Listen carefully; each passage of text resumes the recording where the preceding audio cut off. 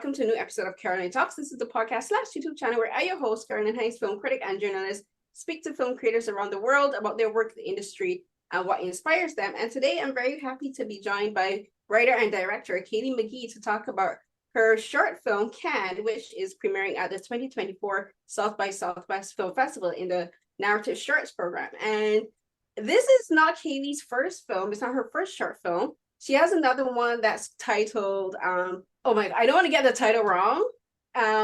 It's titled, of course I'm going to edit out this part. the person I am when no one is looking. And I'm going to actually ask some questions for you about that because I kind of see some similarities in Cannes. But first of all, thank you so much for joining me, Kailee. I'm very happy. Thanks so much for having me here. I'm so excited to be here. So Cannes is a very personal narrative short about Kailee's late diagnosis of stage 4 breast cancer and all the emotional toll that played upon you. And it was filmed during treatment, which I thought was very interesting that you decided to make this film while going through chemotherapy and treatment and like the loss of your hair and all of the emotions that come with that and the psychological toll it takes, but also the physical toll it takes. And I first of all have to thank you for making the film because I know confronting chronic illness and illnesses such as like cancer is a very personal journey for women, especially ones where we lose our hair, you know, like we have to go through the situations like that. So first of all, thank you for making the film and being so open and honest in the process of making it. Well, you're welcome. No, really, I truly do thank you because I'm not going to make it about me, but I have MS. So I was diagnosed with multiple sclerosis in 2017, and I have I did have a lot of personal things that I had to work through with regards to my body. Like my body doesn't function the way it functions before. And I also, the reason my hair is cut short is I actually had a lytic tumor in my skull. So it was removed in 2019, which is why I keep my hair short because I can't grow my hair back anymore. So at the end, when like your hair started to grow back in the last shot, I was like, oh, she looks like so I just wanted to share that first because like the film really resonated with me about that, about how women in particular, because like, society judges us so much about our looks. Like you make the film about confronting how society judged you about your looks and how you felt about your looks, because straight up off the bat, the opening shot is you sitting in a bathtub naked with your bald head and you're just like, this is me, right? So talk to me first about deciding to be so open in making a film like this and making that first shot be the shot that you decided to open the film with. Well, thanks for sharing with me what you've been navigating health-wise. And as I've started to share this film with people, I'm realizing that, you know, people are going to want to connect with me on navigating health stuff because it's such a personal and sensitive topic. So I really appreciate you sharing that with me. Making the film and being so open, especially in that first bathtub shot, you know, it's me being really open and vulnerable and honest and using myself and my life as a canvas has something that I've been doing in my work for a really long time. So it really comes natural to me and it's part of the way that I process. And I think I do a lot of like deeper reflecting and digging and healing through making art that is so open. It's like, it was so important for me to have a project to have something to birth into the world while I was going through treatment. And as I was exploring some of these really deep, you know, sometimes surface level, but sometimes like completely like identity crisis or just like, who am I and what is all this adding up to?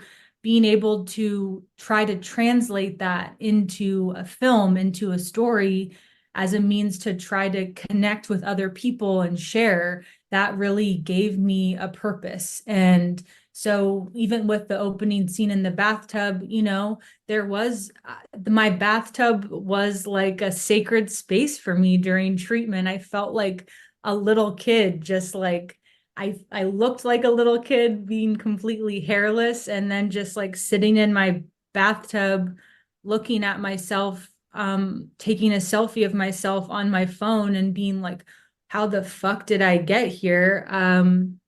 That was a very honest moment that then I brought into the narrative film. Yeah, because you're literally stripped down, you know, like you made the reference just now being bald headed like a baby. And when we're babies, like we're completely vulnerable. We're dependent on our parents and our caregivers to protect us, you know, and like we have no hair, like our skin is tender, you know, our bones are fully formed, and that's the most vulnerable we are.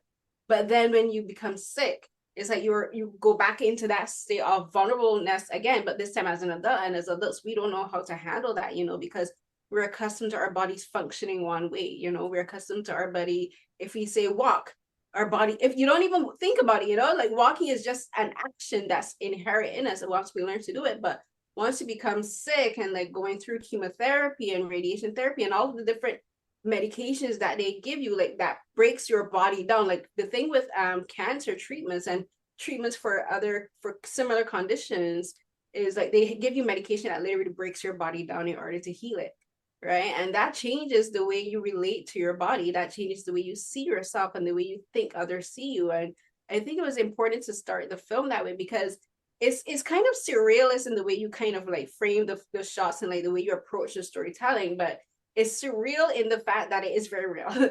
You know, it's a very relatable thing. It's like you're giving us your inner monologue. You're telling us this is the process you went through. And as I said at the beginning, like you did this film while you were going through treatment. You know, you didn't wait like maybe 3 or 4 years afterwards to say, okay, now I can make a film about this. Like you're like, no, I'm gonna make a story as I'm in it. So talk to me about the vulnerability of it, and like, because filmmaking is a very physically exhaustive and demanding process, and you're the filmmaker and you're also the subject, you know, which that's like two sets of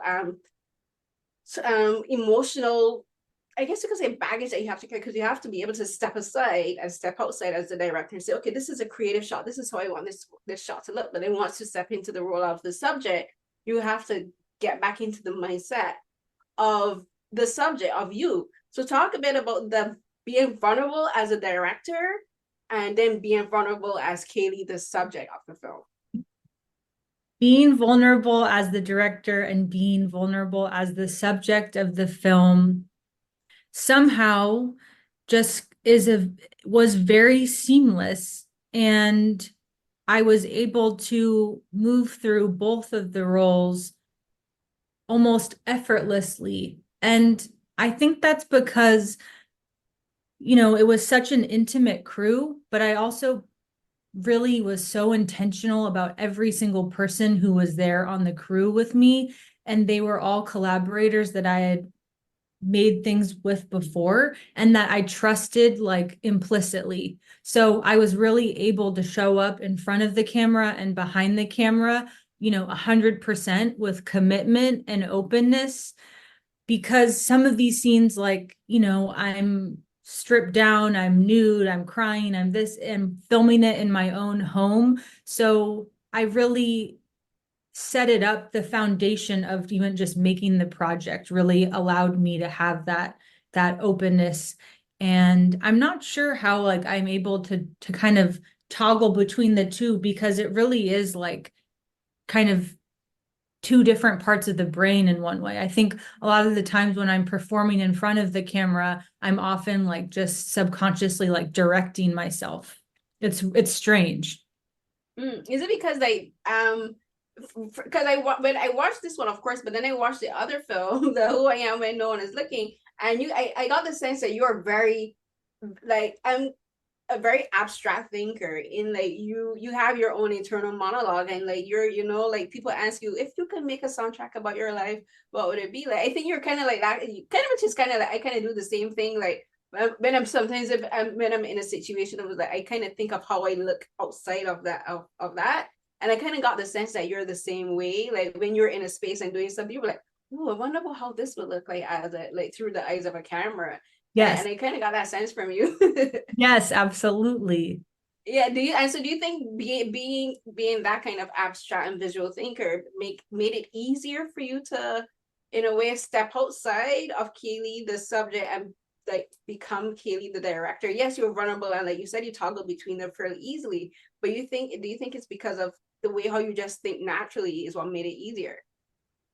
Yeah, I think definitely just how my mind works is so like fertile for the visual and emotional and sometimes like musical nature of filmmaking. And I think also processing some of this like complicated stuff that comes up during navigating cancer treatment, it was like easier for me to think about it in terms of the film instead of thinking about it as like my present lived experience, which I don't know if is like the most like healthy way, but in terms of like being, sitting in the car and having like thinking outside of myself, seeing outside of the car, looking in real life and thinking, ooh, this could be a great like kernel of an idea for a scene. It allows me to like navigate my lived experience a little bit more like, ooh, I'm kind of like collecting data and ideas for something bigger than just like me being a human being having like a chronic illness. Do you think that helped you to be more gentle with yourself in regards to how your body looked? Because like as I like so much of the film is about you grappling and working through the emotional and the mental and the psychological toll of losing your hair, but then also like the weight gain. And then there's also like I know a lot of these medications that call not only just like fat weight, but also like water weight, like you retain a lot of weight. And that changes the way your body looks completely, Yeah. and and that messes with you. And like, but do you think like thinking of yourself from the outside, like visualizing how you would look from the outside, do you think that helped you to be gentler with yourself with regards to like looking at yourself and saying the camera loves me, like you can like there's some scenes where we're just like the scenes where you have like the flowers and everything, it's like you look great in that shot. But do you think like having that perspective as a filmmaker made you think about yourself differently? I'm not sure if it made me more gentle on myself, but when thinking as like director Kailee, looking at some of those shots, some of those days when I looked so sick, so bloated, so like rash all over my face, director Kailee is going, this is good. You're like cinematic No, gold. yeah, this is gold. She looks so sick. She looks so cancer. This is perfect for this scene. And I think that it allowed me to have a sense of humor about it because I embraced the ugliness. I wasn't necessarily stoked about the ugliness. And I'm like in real time also kind of disassociated and pretending that it's not air quotes the real me. It's somebody else. It's an actor, it's a subject, it's somebody with cancer, but that can't really be me. So it's a lot of different layers happening at once. But I think being director Kailee, looking at how sick I was and being excited about capturing real cancer, that did feel good in a way. Right? You're like cinematic gold. You're like, yes, ethos, the pathos of it all. Yeah, Right. exactly. And the thing is like the thought just occurred to me is like, like we are able to sympathize and empathize with people easier than sometimes with our own selves, like we are not able to be as patient and as gentle, but also as kind to ourselves, like we'd meet someone who is also a cancer patient, or like in my case, like an MS patient, I'll be like, I'll have more patience for them, I'll have more patience for another disabled person, but when my body isn't functioning the way I want it to, I lose patience with myself very easily, and I'm always telling myself I'm learning grace for myself, like it's a learning process. And for you, when I was watching the film, because it would have taken, I'm assuming like months, it was months of filming. And like, I was wondering like, how did you learn to develop grace for yourself? Because the film it's a short film, but you go through like a whole character arc within the film. You go from being agitated and upset and frustrated and feeling like even guilty, like there's a sense of guilt, like doing you're not being who you want to be, but then at the end you're like you've accepted up to a certain point, you have a certain grace for yourself. So tell me, could you talk about developing grace for yourself? Mm-hmm. developing grace is something I am continuing to work on. And it's something I really, it's a muscle I want to strengthen more than I am good at right now. I had to have a lot of grace for myself throughout the process because I wrote the script, I decided to make this film, then we started shooting, and then, like you said, there's, performer Kailee and there's director Kailee, and then there's like the real cancer Kailee. And those were all kind of happening on different timelines. So even like as we started post-production, I was like developing faster in my own like health stuff was happening at a different time than the person that I saw on screen. And I also felt like I was like outgrowing the story or outgrowing the version of me so quickly because like going through cancer treatment like brings so much shit up. Like my therapist says, it's really like forces you to be in like PhD of Earth school because yeah, like your body's being poisoned, blah, blah, blah.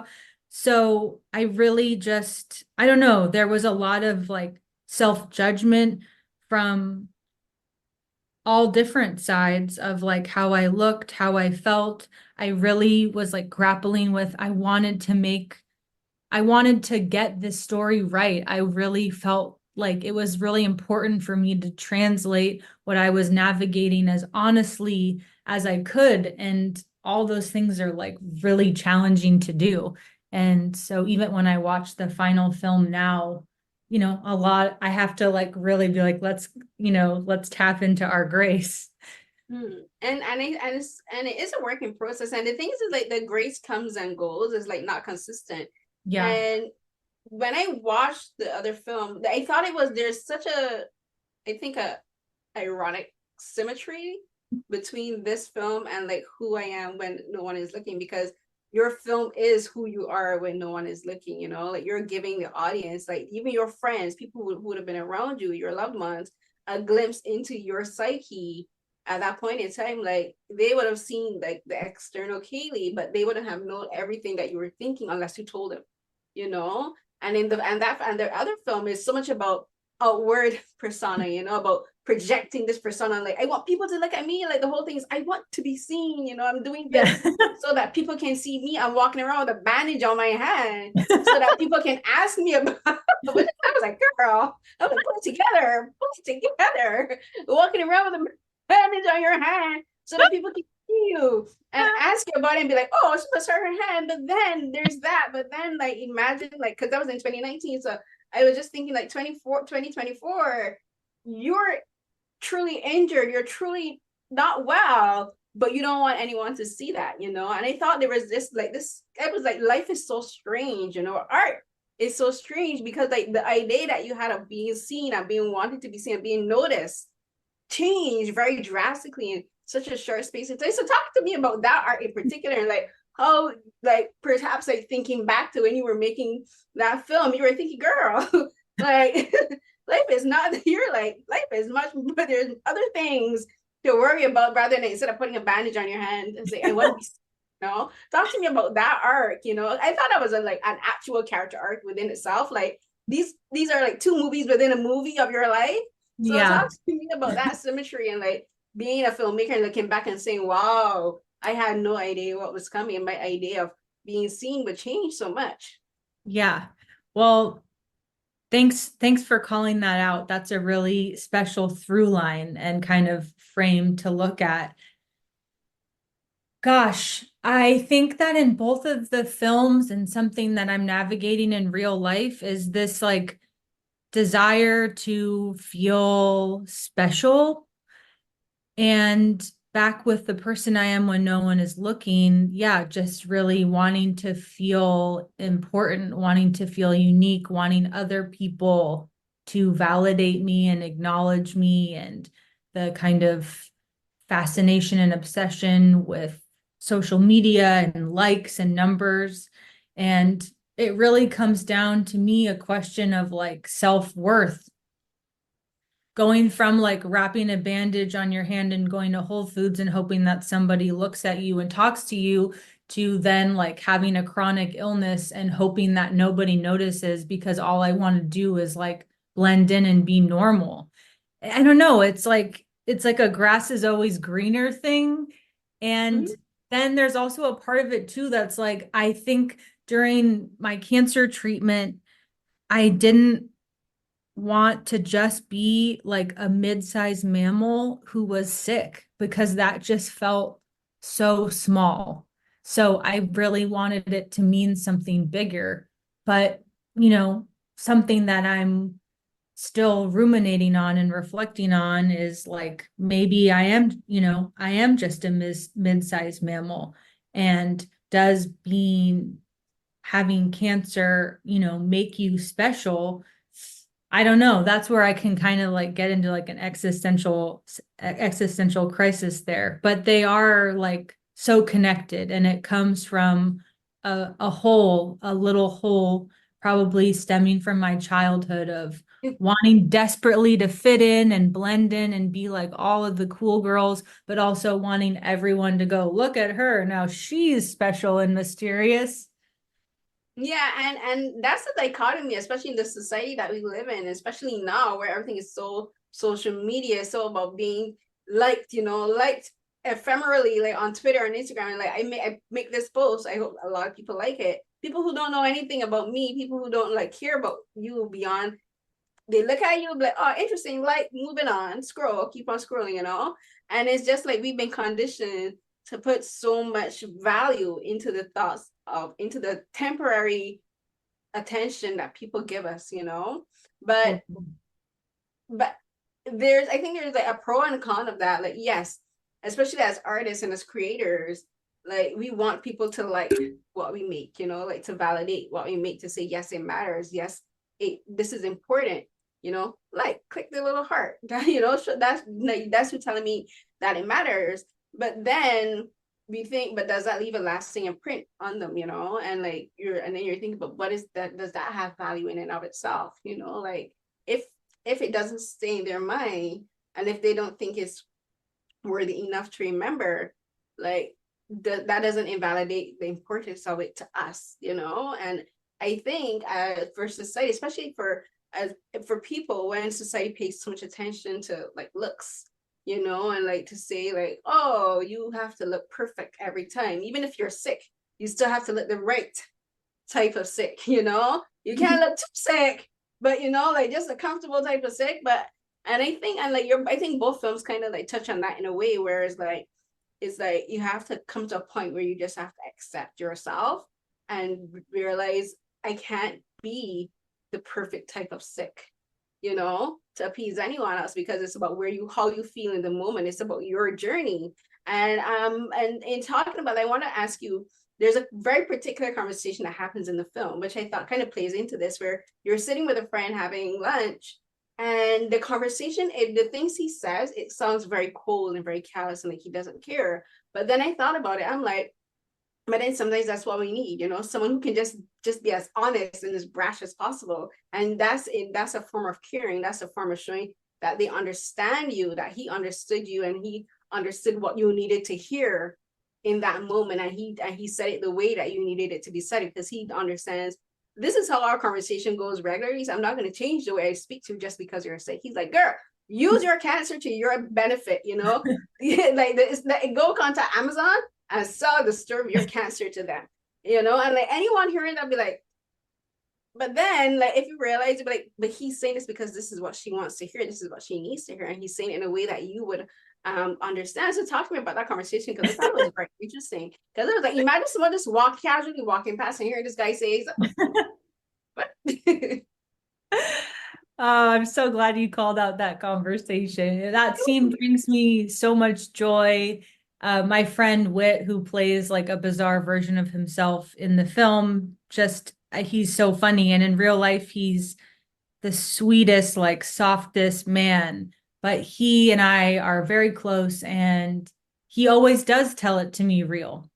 And I love that conversation because I also feel like, in a way, he's saying some of the things that maybe the audience members are thinking. It's some of the stuff that I'm definitely thinking and the stuff that I need to hear. And I think it's really interesting that he's like a straight white male saying all this shit to me, but it's like the best kind of coming from him in a way, because talking about the way I look, talking about my femininity, talking about like even my double mastectomy in the way that he does, there's something so like light about it, and like it's so intense and like and brazen, but it's like cutting through like no bullshit. So I felt like that was kind of through that voice, that was the best way to have that conversation. And because that could have gone a different way, like me with a girlfriend talking and she's trying to dance around it or be a little bit more maternal and nurturing and soft. And he just comes out and says a lot of really intense stuff. Mm. And like that conversation, how many of the dialogue is scripted and how many was like basically improv in the moment? It's very much scripted. With Wit, he did improvise a couple of things, but Mm. I wrote that part for him, knowing that he would be able to say all those things in such a naturalistic and funny way. And what kind of conversation did you have not only with him but with everyone else in the film? Like Mamadou Ati, who plays your boyfriend in the film, like what kind of conversations did you guys have?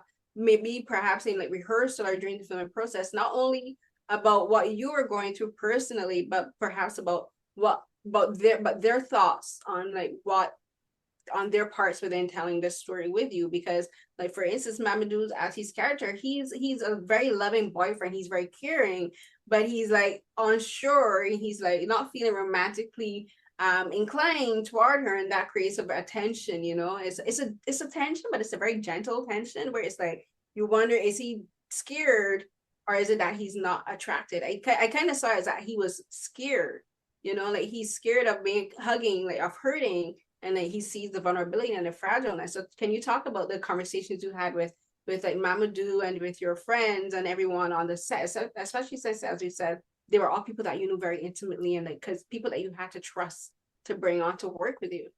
Mm-hmm. Well, definitely like having, because it's such a personal subject matter, and a lot of the people that were on the cast and crew didn't necessarily have like their own personal intimate experiences with cancer. So there were a lot of conversations about just like the medical, this is what is happening and this is like where I'm at. And then this is just like what this brings up. And conversations about me sharing very much in a personal way. This is like what this scene is about. This is what I want to explore. And then from more of like a creative way, taking reality and then wanting to enhance it like 33%. So wanting to push things that maybe are similar to what I experienced in real life, but then like wanting to make it bigger for the big silver screen. Mamadou is just such an amazing person and an incredible actor. He is the only person who's involved in the project who I didn't know before. And he actually came to me through who's Whitmer Thomas, who's in the lunch scene with me. And casting that part of the boyfriend was one of the most challenging parts of making the film, because I really wanted an actor who could bring a lot of vulnerability and a lot of softness and a lot of empathy. And it's just a fine line with his character, because like you were saying and questioning, like, is he scared? Is he attracted to her? Like, what's happening with him? And it's something that I navigated in my real life, like with my partner, you know, my partner was like my biggest support system. And it was like also navigating cancer was really difficult for him. Being the person who's like not the patient is a whole completely other experience. And it's like very nuanced and layered. And Mamadou was the perfect person to bring that to the screen, because there's so much complexity and depth in his all of his moments on screen, and you can really tell that he's there's so much of an imagination and intention with the world that he's creating inside. And some of that was like through rehearsals and through what I encouraged and what we built together. But a lot of that was like Mamadou also channeling his own personal stuff, which was just beautiful to watch. And I want to keep talking about Mamadou and the scenes with him in particular, but I want to talk a bit about the technical differences in those scenes, because I noticed the scenes with him are all very softly lit. You know, it all feels very intimate. It feels almost like a cocoon, like this, where the spaces they're in is just them, you know, it's just their space together. Whereas all the other scenes outside, like the scenes with Wit, are very brightly lit. You know, very like the colors are like almost saturated to a point where they seem like super intense visually, you know. And like the lighting is more clear, whereas the lighting in the scenes are like candlelit, almost kind of like that, have that tone to it, and like very soft. So can you talk about like, maybe as you said, like the scene, like the energy he brought was like very soft and very nurturing. So can you talk about how that informed your decisions with the cinematographer to like kind of separate like your internal and your private scenes with him at home versus your external and the not so private scenes on the outside? Because at home it's just you and him, but outside Right. is everyone else around you, and it's almost like you're putting on a facade for everyone else. You know, you're like bright and quirky and goofy, whereas with him is that you can't hide from him because he's there with you at night. He sees you in a way that no one else gets to see you. Yeah. Well, I'm really glad that you picked up on those differences. That was really intentional for a couple reasons, you know, also because Mamadou and my scenes are like in our home. So wanting that environment to feel really like safe and stable, natural, warm. And so we crafted all of the scenes to look like that. But also Mamadou's character is interesting compared to the other characters that we see, because a lot of people, you know, the other characters are not necessarily in opposition with me, but they're a little bit more cold or a little bit more like on the antagonist side of things. And Mamadou, you know, he's trying, he's with me, he's my partner, and there's a division between us, but like, you know, we're also it's like disconnect and connection in this way. So I think also that's why we went with a lot of the more like nighttime and darkly lit scenes, is that we could bring to life some of the conflict and some of the darkness, but also like nurturing our connection and our love that's just at this chapter where things are a little bit like more difficult and wonky than usual. Yeah, there are, because is like there's a scene where you're dressing, like you're going out for a date and you come down the stairways and like you're again having this internal monologue of the things you want him to say, and the things that he actually says are completely different. You know, you're like, say I look hot, and he's like, oh, do you want to go change it to something more comfortable? Like, that's not what I wanted to hear, you know.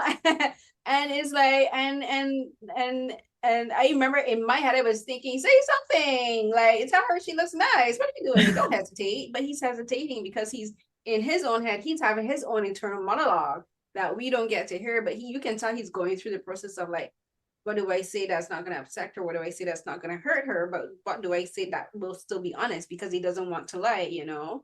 And like Mamadou is like such a, because I've seen like his previous work as well, and like he's a phenomenal actor, and he's one of those actors that just says so much with like very little expression. Like he doesn't need to do like a lot of big things for you to tell what his characters are thinking.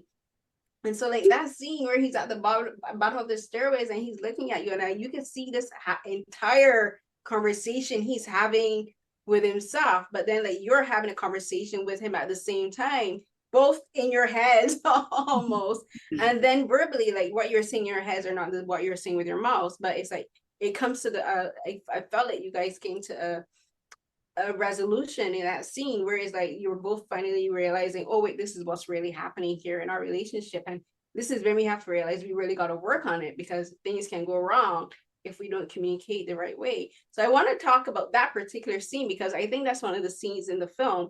There's that scene, and another scene I want to really talk about where you get to see the true essence of the Kailee, the subject, really coming to a resolution with herself and like the relationship she's had with people and saying, yes, this is happening to me, but it's also happening to the people around me as well.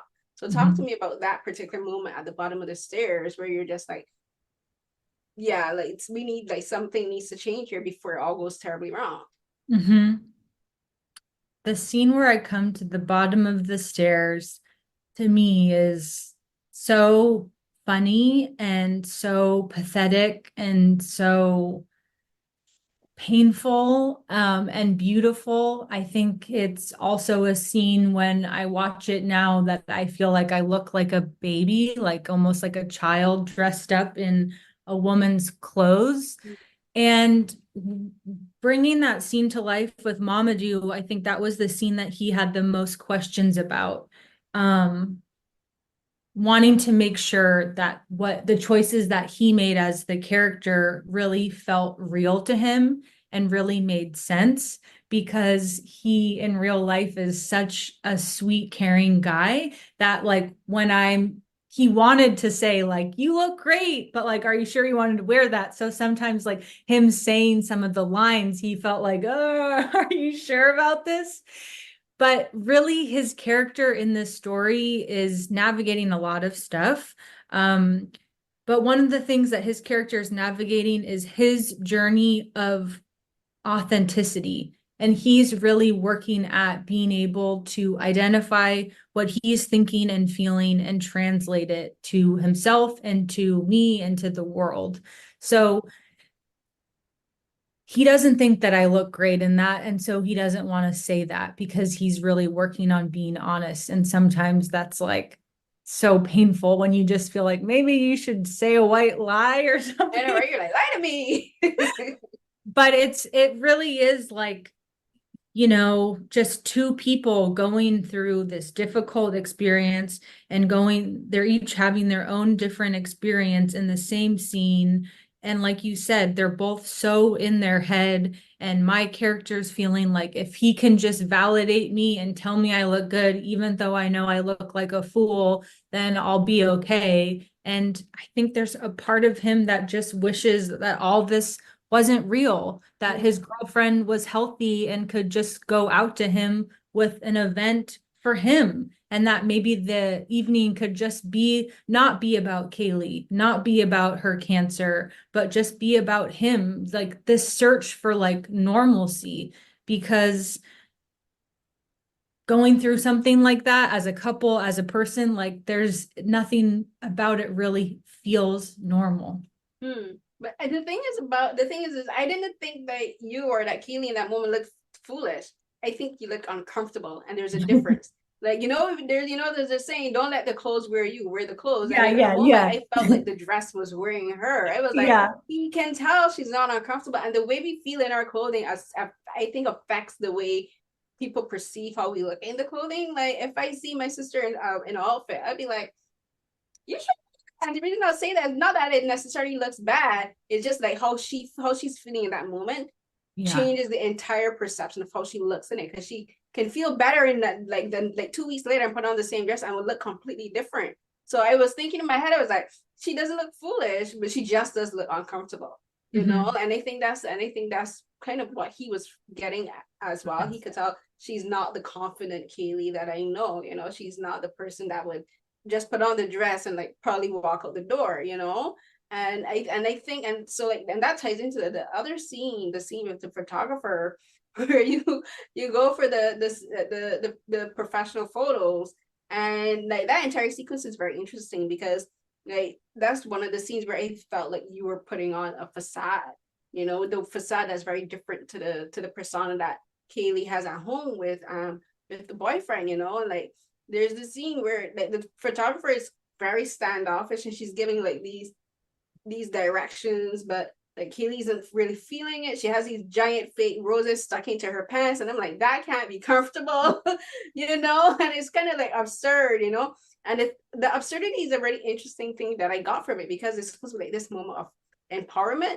You're like, you know, I'm embracing this. I'm embracing how my body looks. I'm showing off the scars and showing everyone the scars and how I look, you know. But it's kind of absurd because you have these long stem fake roses stuffed into your pants. right? But then there's this scene that comes a little bit later where it really does get intimate again, where like the photographer is closer and she's very teary-eyed and she's like, I'm scared, and the reason she's scared is because she's scared to see the real you, up close, up personal. You can't really touch it up. Like what the camera's catching at that moment can't be altered. So talk to me again also about that scene, because that scene and then the sequence at the bottom of the stairs are the two scenes that really, to me, talk about how like the vulnerability of this film, what this film is about. It's about being vulnerable with not only yourself, but with the people watching you and the people who are seeing you. Mm-hmm. Well, both of those scenes, are like you said, that the clothes can wear you.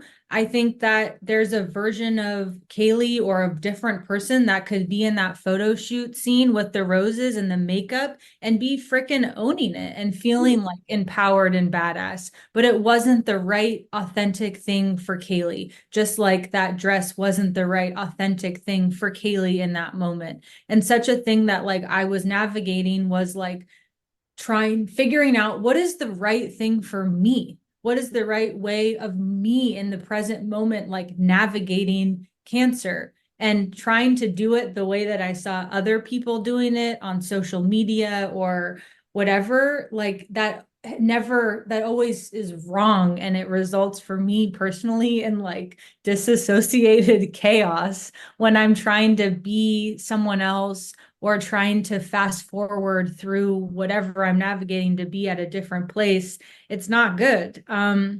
With the photo studio scene, when we revisit that moment with the photographer, that was really like a healing moment for me of, if I had the chance to go back and do it differently, if I had what did I want to happen with that photographer? What did I need with that photographer? I really wanted her to come closer and to see the real me. And so in that fantasy sequence, I chose to kind of rewrite reality in that way, to maybe be authentic, to like give myself the power to say what I actually wanted to say in that scene, but that I just didn't have the wherewithal to do. Yeah, the scene, that's the one, like I'm saying, that's the scene where I felt like Kailee came to a resolution where she was like, okay, I need to be honest here. Instead of trying to play it off like it's a serious photo shoot. Like she's bearing all to the photographer, to her friend that's standing there supporting her, to all of the people working on the set, but she's not being honest in the moment. It's like this, as they said, it's supposed to be like a moment of empowerment, but it's coming up more as an absurdist situation, not because of flowers, but because of the attitude that she had in that moment. Like she wasn't taking it seriously. She was kind of like posing but not seriously, like not feeling it. You could tell she's not feeling empowered in this moment. So then when that scene with the close-up happens, that's like the aha, the like bulb moment where she was like, if I want this to work, if I want this to do what I want it to do, I need to be vulnerable and honest with the photographer. She's like, if I'm gonna look back at these pictures, I have to be honest in the moment, so that when I do look at them, I do feel empowered. And that's like where I think for the film, I think that scene at the bottom of the stairs was where it was really like, when you're sick, like there has to come a moment you say, what do I want out of this? And it Yeah. sounds weird to say, what do I want out of this sickness? But you have to like tell yourself, like, am I gonna just not do anything and let the sickness control me, which it will to a certain extent, but then you realize, how am I going to deal with this? What's the mentality that I'm going to approach it with? It's going to be hard, it's going to be difficult, it's going to be painful, and it's going to hurt so much. But then it's like, what's the mindset I'm going to have? Not only when you're going through this, but after it. So I thought those two scenes were where it's like, this is where you tell, like, for especially for audiences who don't understand what having a chronic illness is like. You're like, this is like, I saw those as a scene where it was, if I tell my family or my friends and say, this is kind of like how I've had to have these kind of moments in my life, and say, this is how I'm going to approach having MS. This is how I had to approach living with like endometriosis and fibroids and that kind of stuff. And I'm like, there has to always have like this one moment where you're just gonna be like, okay, either I give up or I just like, like actually work at it, work at it. Like we were saying, like grace is a learning process, and like, you got to work through it every day. It's like that moment is where you decide, I have to learn to give myself grace. That's when you come to the realization that you do have to learn to give yourself grace. That was a bit long. I'm sorry.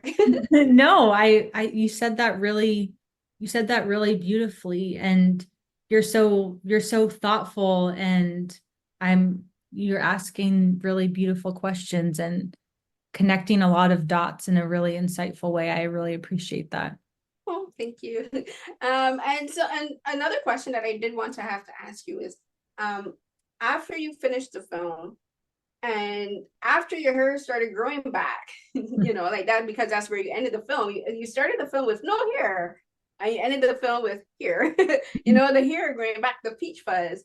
Like when you were doing the editing process, when did you decide, okay, I need to have another moment to bookend the film? You're like, I started the film with no hair. When did you realize, okay, I need this moment to come in and make sure that I end the story here? It's not a complete ending because you're still going through the journey, but for the sake of the film, you're like, I need to have something here to make this ending work.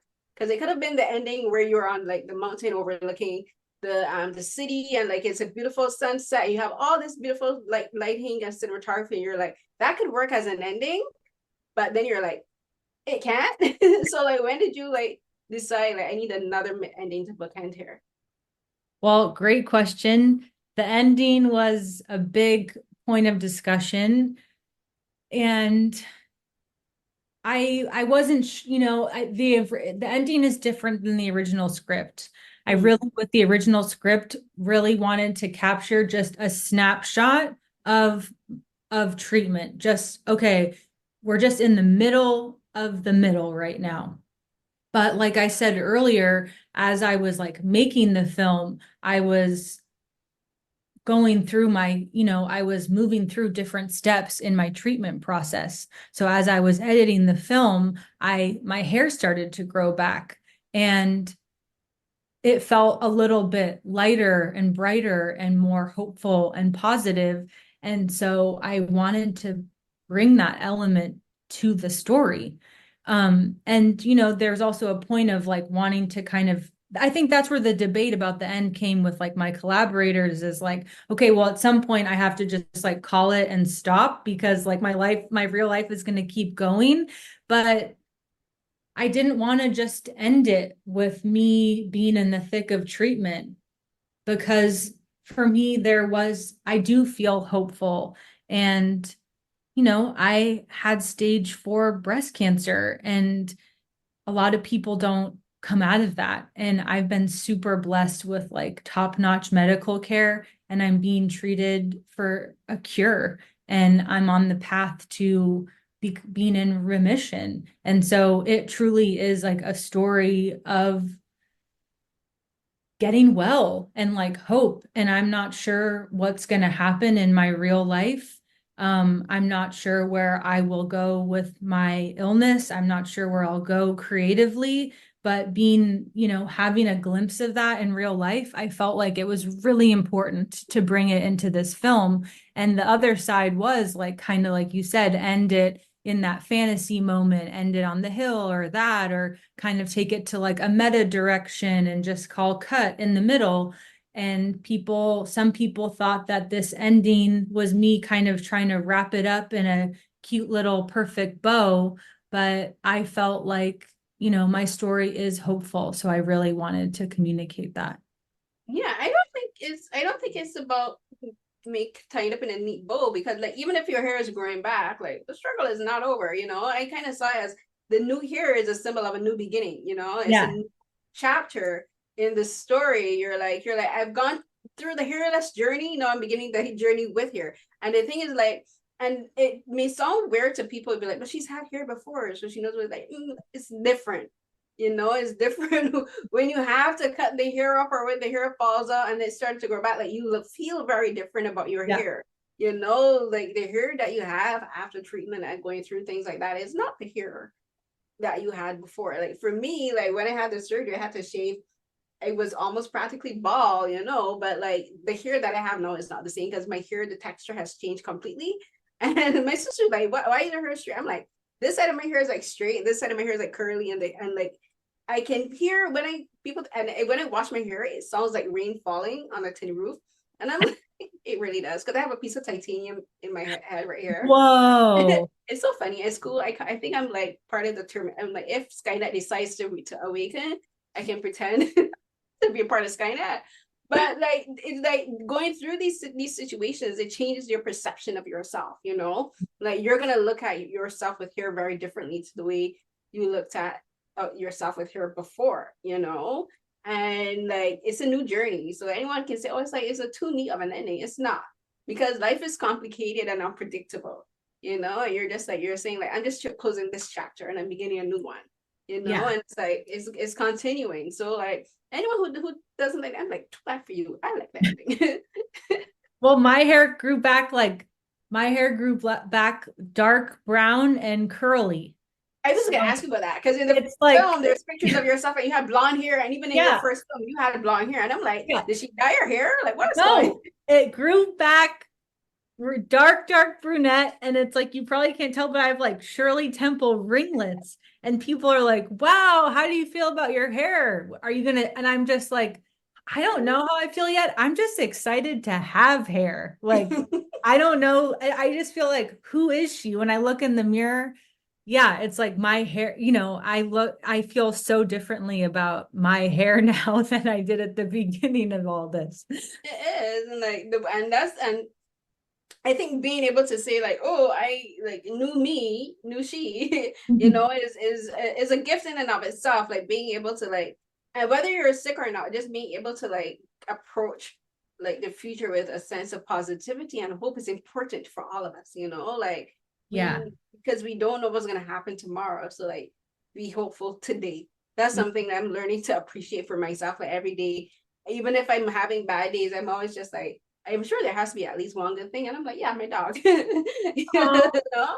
At least I have my dog. If I'm going through like a flare up or something, I'm like, at least I have my dog when she remembers that I exist. Because other times she remembers me. And but like we have to remember that there's something on the other side, there's something beyond. So again, but thank you so much for taking the time for talking with me, Kailee, and for making the film. thank you. Thanks for being so thoughtful and like reflective on all of your questions and all of the things that you brought up. It was really a delight to talk to you. I'm glad you enjoyed it. Yay. And congratulations on your first showing for South by Southwest, because this is the first time you've had a film showing there. Are you going to be in Austin for the film premiere, because it's premiering Yes, on I'm okay. my first time at South by Southwest, my first time in Austin, and I'm taking Can to Austin, and I also have a music video in the festival, and I'm just so excited. The name of the music video is Yacht, right? It's called Yacht is the name of the band, and okay. the video is called My Idea. Yay, so yay. And congratulations on all of that. And I hope you have an amazing time at the festival. Eat all of the Texan food you can. I haven't Okay. been to Austin yet, so like that's one of my goals, to attend South by Southwest there in person and just like try authentic Texan food one day.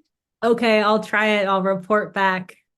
So everyone, that was my interview with filmmaker Kailee McGee to talk about her short film Can, which premiered at the 2024 South by Southwest Film Festival in the narrative short program 2.